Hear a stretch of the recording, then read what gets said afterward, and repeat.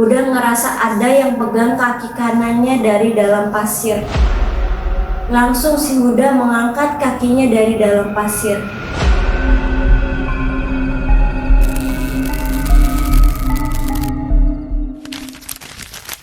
Yo gengs, selamat datang di channel Ilat Scary, tempat nongkrongnya para pemburu cerita misteri paling epic. Di sini kita bakal kupas tuntas kisah-kisah seram, kejadian aneh, sampai urban legend yang bisa bikin lo mikir 2 kali sebelum tidur. Jadi, siapin mental, matiin lampu, dan jangan lupa selalu waspada, karena siapa tahu lo yang jadi cerita selanjutnya.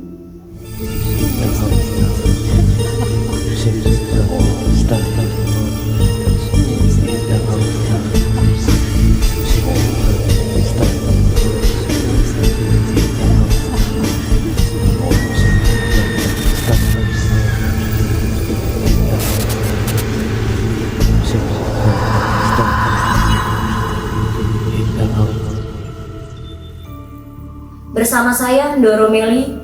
Saat ini saya akan membacakan salah satu kisah nyata yang dialami oleh salah satu sahabat Ilat Scary yang berasal dari Yogyakarta, yang berjudul Terseret Ombak Penjaga Pantai Laut Selatan.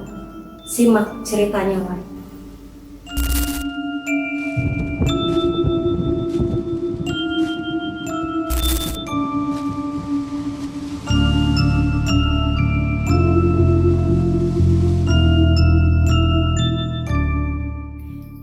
Terlalu padatnya kegiatan kampus bikin anak-anak kos jadi penat. Kurang piknik kayaknya nih anak-anak. Obrol punya obrol, si Doni ngusulin piknik ke Pantai Baru Bantul. Secara dia pernah ke sana karena neneknya tinggal di sana. Ceritalah dia tentang keindahan tuh pantai. Bla bla bla. Dengar cerita si Doni, anak-anak setuju nih buat piknik ke sana.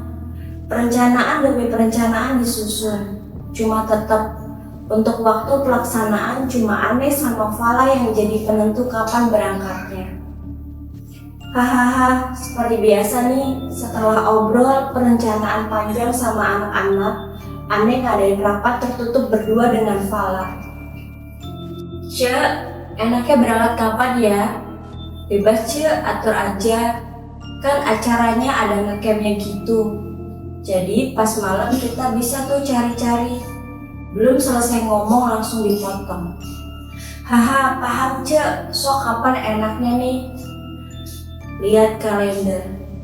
Nih cek, berangkat Kamis pagi sampai sana langsung bangun tenda terus beli ikan sama kayu bakar. Wih, mantep tuh. Kliwon. Yoi. Setelah selesai rapat, Aneh sama Fala ngumumin kapan acara pikniknya berlangsung. Dan anak-anak sukaria dengan jadwal piknik udah siap. Padahal nggak pada paham tuh, kita semua berangkat hari Kamis malam Jumat Kliwon. Seminggu sebelum berangkat, semua dipersiapkan. Menjelang H-1, udah fix semua aja nih yang jadi berangkat. Aneh absen dulu ya. Aneh, Fala, Doni, Budi, Dedi, Huda, Ompong, Doni RR, Randy, Ucup, Ari, Anin, Putri, dan Lia.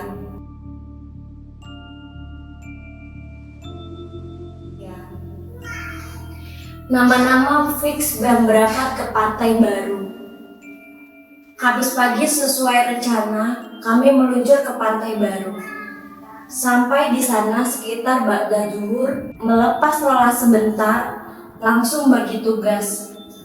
Ada yang pesan ikan dan kayu bakar buat acara api unggun nanti malam.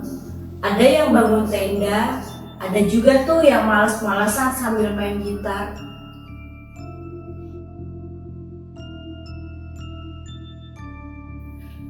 Memang spot di Pantai Baru itu oke banget lah pokoknya buat foto-foto. Prewed juga oke sebenarnya. Sekelas mengenal lokasi pantai. Untuk menuju pantai dari warung-warung warga, harus lewatin lapangan pasir yang lumayan luas. Sekitar setengah lapangan sepak bola lah kurang lebihnya. Nah, dari lapangan pasir kita harus tanjak dulu, seperti bukit kecil gitu untuk menuju pantai.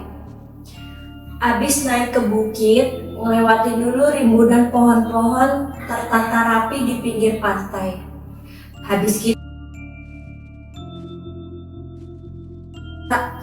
Habis gitu baru deh kita lihat hamparan pantai yang luas. Jadi di sini kalau lagi nyantai di warung gak bakal kelihatan tuh pantai ketutup bukit. Lokasi tenda Ane bangun di sekitar bukit. Tujuannya biar apa? Biar pagi bangun tidur bisa langsung lihat pantai. Dan memang sering terjadi kalau ekspektasi itu tidak sesuai kenyataan. Hahaha.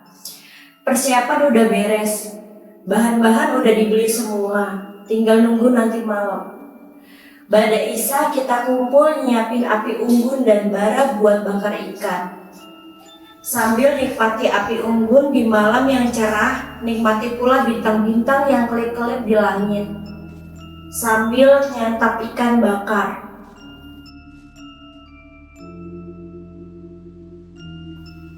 Mantep lah pokoknya malam ini. Nyanyi-nyanyi, Ane lihat semua anak-anak happy. Penatnya terbayar sama piknik ini.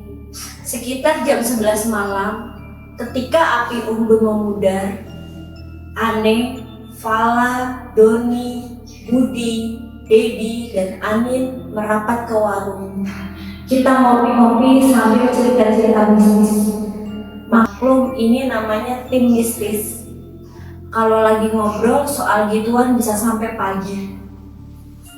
Sedangkan Huda, Ompong, Doni RR, Randy, Putri, dan Lia masih nyanyi-nyanyi di dekat api unggun. Ini nih tim yang gak suka ngobrol mistis. Jangan tanya keberadaan Ucup dan Ari ya Gan. Soalnya malam itu Ane juga gak tahu mereka berdua kemana. Seperti mengasingkan diri. Soalnya tuh anak berdua maba Gan. Mungkin masih canggung kumpul-kumpulnya. Skip aja soal mereka berdua. Karena nanti ada cerita tersendiri dari mereka. Sepanjang malam kita semua gak tidur Gan. Ane masih ngobrol mistis, kadang diseling keliling sekitar pantai sambil foto-foto. Nah, tim yang non mistis nih bosen nyanyi-nyanyi. Mereka jalan-jalan ke pantai mau cari kerang katanya. Biar aja lah pikir Ane, lagi pada senang. Fix malam itu sukses bikin semua happy, sampai gak ada yang tidur.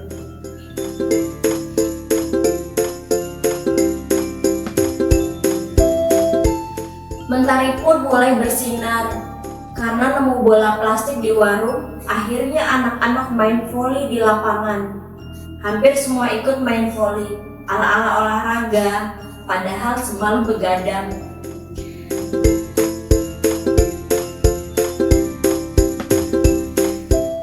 Sekitar jam 6:30, si Fala nih ngeluh pusing, mungkin karena belum tidur dihajar olahraga. Anehnya nih, Budi juga ikut pusing. Alhasil mereka berdua tidur di tenda. Doni sama Dedi stay di warung. Ane sama Anin jalan-jalan ke pantai sambil foto-foto. Awal mulanya, Huda dan Ompong lagi main air di pantai, ngajakin Putri sama Lia ikutan main. Randy sama Doni RR cuma nontonin mereka mainan air sama pasir. Akhirnya Randy pun ikutan mainan air. Doni RR yang awalnya nggak mau karena dirayu sama anak-anak jadi ikutan main air. Ane sama Anin masih foto-foto di sekitar pantai. Sampai akhirnya kita berdua jalan-jalan di bibir pantai. Barulah Ane sadar kalau tuh pantai punya palung. Wah, pikir Ane nih pantai agak bahaya nih ombaknya. Cuma Ane think positif aja. Pas lagi foto-foto, Ane nih minta udahan, minta pergi dari sekitar bibir pantai yang deket palung itu. Ane sih udah paham Kalau Anin udah begitu berarti ada something yang udah Lydia lihat. Sebelum balik ke warung, Anin teriak tuh ke anak-anak, "Woi, mainnya jangan ke tengah-tengah." Dibalas sama anak, "Siap bang." Itu tuh sekitar jam setengah 9.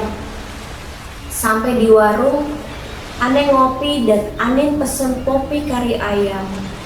Sambil santai, Anin tanya tuh, "Ai, tadi lihat apa?" "Itu tadi di palung ada 2 orang tinggi banget kayak raksasa gitu, pakaian perang zaman dulu sambil bawa pedang." "Waduh, penjaga pantai selatan kali ya, Ai?"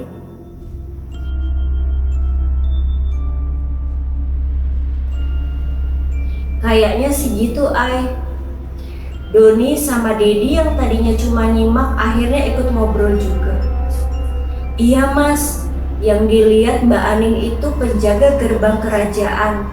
Soalnya yang aku dengar dari cerita orang kalau kerajaan pantai selatan ini katanya ada 3 pintu gerbang. Salah satunya di pantai ini." "Oh gitu deh. Aku malah baru tahu." "Iya, serem-serem mukanya. Makanya tadi langsung minta pergi dari situ." Obrolan pun berlanjut sambil nikmatin kopi. Sekitar jam setengah 10, si Ompong panik teriak-teriak dari bukit pantai, Bang Adoy." "Apa Pong?" "Itu bang, itu." "Apa Pong?" "Putri bang, Putri." "Hah, kenapa?" "Gulung-gulung, ombak bang." Biar nggak jelas ngomongnya, Ane udah paham nih maksud Ompong. Langsung aja Ane, Dodi, sama Dedi lari ke pantai. Dengar ribut-ribut, Fala sama Budi pun bangun dari tidurnya. Sampai di pantai, Ane lihat Putri udah nggak sadar.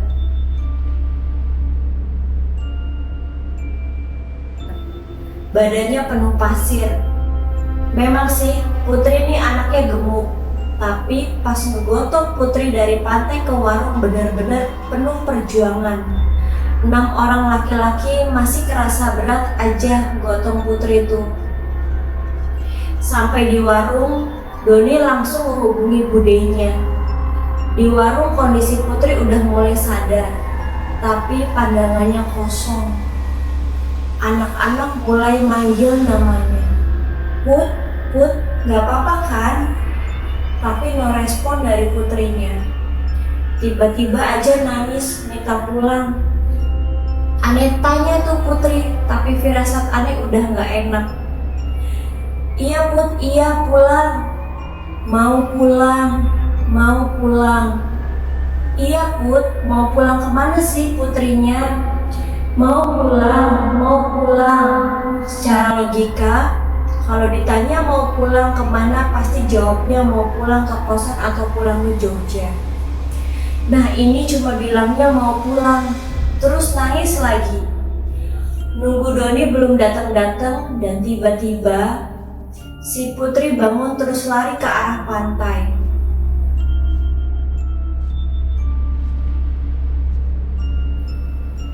Untung aja Ane sama Dedi sigap ngejar Putri sampai di lapangan. Mau pulang. "Ded, beneran ini kesurupan." "Iya mas, bener ini kesurupan." Sambil ngegeret Putri balik ke warung. Anak-anak mulai panik.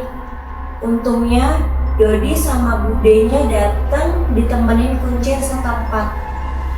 Di dalam warung si Putri berontak mau kabur ke arah pantai lagi. Anak-anak langsung megangin Putri. Ane sebisa mungkin baca-baca surat yang hafal sambil pegang dahi si Putri. Pak Kuncen langsung bertindak. Pas lagi ngeluarin makhluk gaib dari Putri, si Anin melihat ada cahaya yang keluar dari badan Putri ke arah pantai. Refleks, Anin langsung lihat ngikutin arah cahaya itu. Sampai lihat di lapangan, Anin melihat sosok bayangan anak kecil lari ke arah pantai. Alhamdulillah, udah keluar nih. Udah keluar. Putri pun udah gak berontak lagi. Pak Kuncen minta perwakilan anak-anak untuk minta maaf ke pantai. Akhirnya yang ikut ke pantai itu Huda, Dedi, Anin, sama Budi.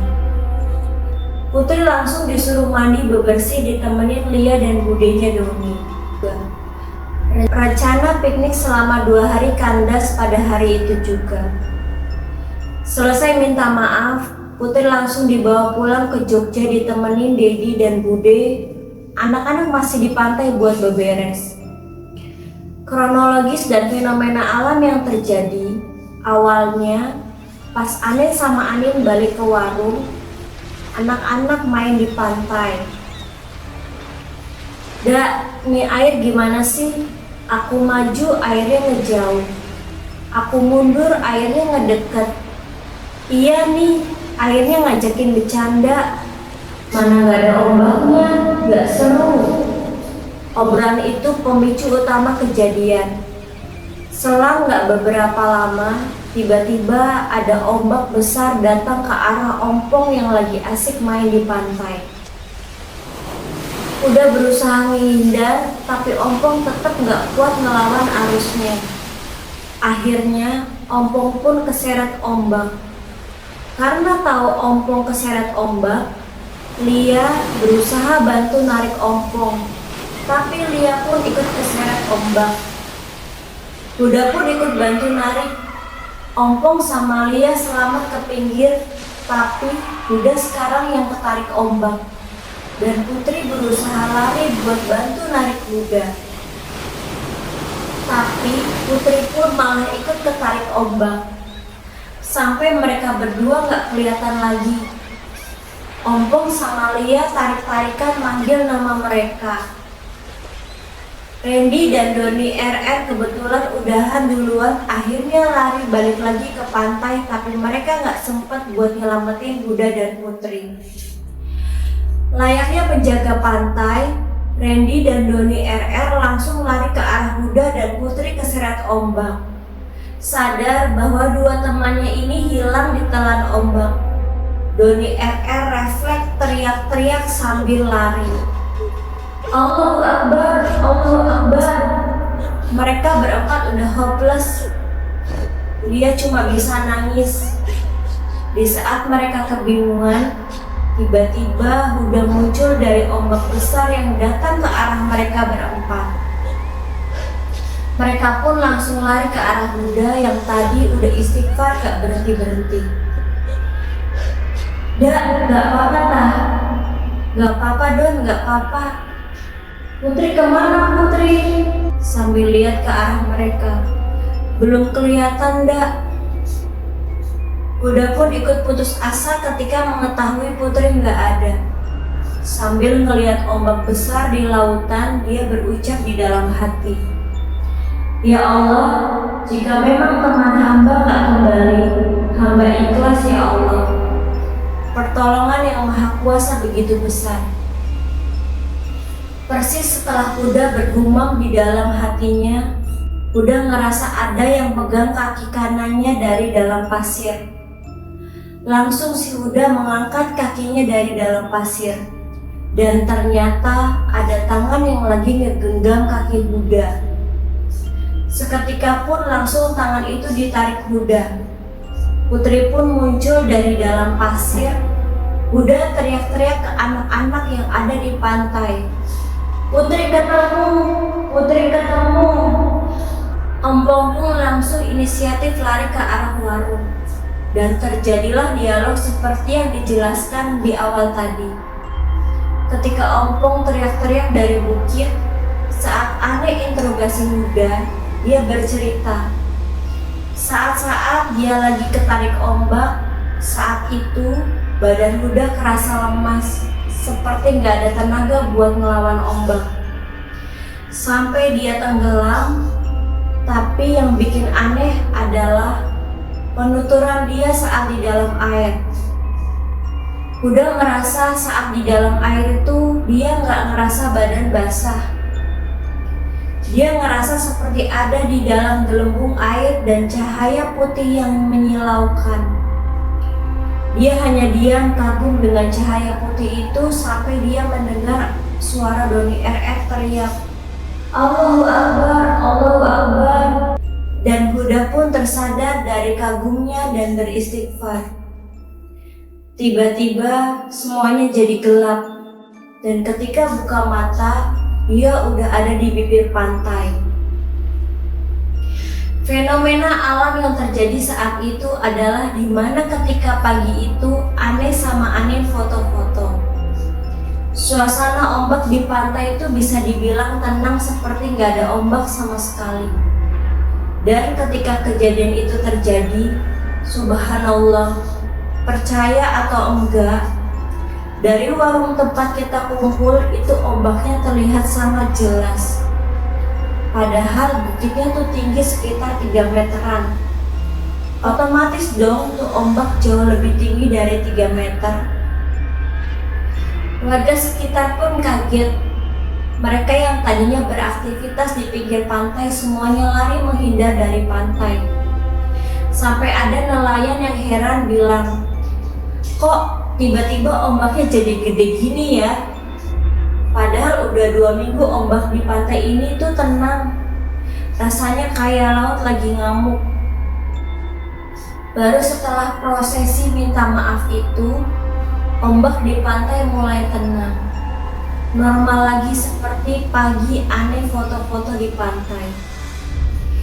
Berikut obrolan Aneh sama Pak Kuncen. "Pak, emang ombaknya sering besar gitu ya Pak?" "Sebenarnya ombak besar kayak gitu tuh harusnya terjadi 2 minggu lalu. Aku pun heran sampai kemarin lautnya masih tenang gak ada ombak. Ternyata di pantai lagi nungguin sesuatu." "Oh gitu Pak, jadi rasanya kayak kita nih secara gak langsung diundang ke sini. Garisan takdir Mas, gak akan ada yang tahu sampai takdir itu terjadi. Teman kalian ini beruntung, masih dikasih selamat sama Gusti Allah. Alhamdulillah Pak. Dimanapun kita berada, baiknya harus tetap menjaga tutur kata dan perbuatan. Karena kita hidup ini selalu berdampingan, jangan sampai mengusik atau menyinggung lainnya."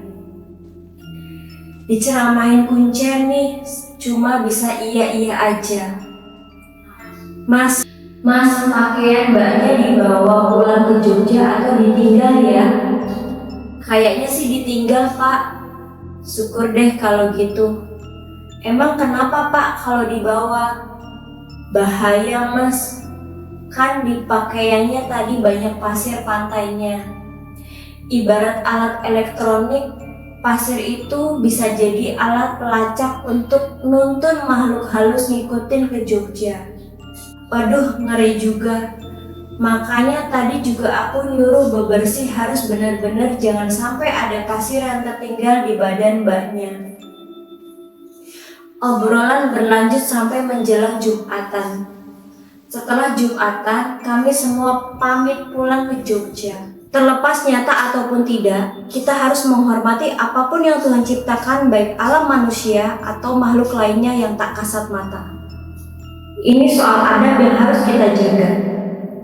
Sahabat Ilaskeri, apabila memiliki pengalaman serupa atau cerita horor lainnya bisa datang atau mengirimkan ceritanya ke alamat email kami.